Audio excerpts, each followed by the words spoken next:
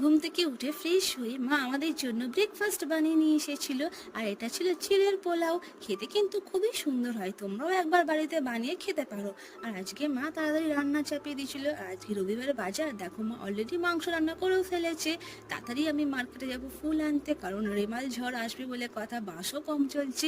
আর দেখো বাসে উঠেই দেখি কি ঝড় বৃষ্টি শুরু হয়ে গেছে অলরেডি, হালকা ঝোড়ো হাওয়াও দিচ্ছে। তাড়াতাড়ি আমরা মালকিনি নিয়ে ব্রিজের উপর উঠে পড়েছিলাম। আর তোমরা এই ব্রিজের উপর দেখো গঙ্গার প্রাকৃতিক দৃশ্যটা দেখো।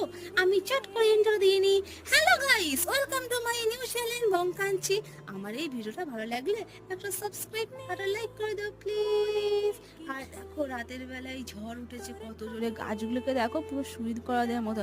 আর আমাদের ঘরে কিছু কিছু গাছও ডালা ভেঙে গেছে এই ঝড়ে। আর আজকের ভিডিওটা আমি এই পর্যন্ত রেখেছি। কালকে আবার একটা নতুন ভিডিও নিয়ে আসবো। তোমরা সবাই ঝড়ে কিন্তু ভালো থেকো, সুস্থ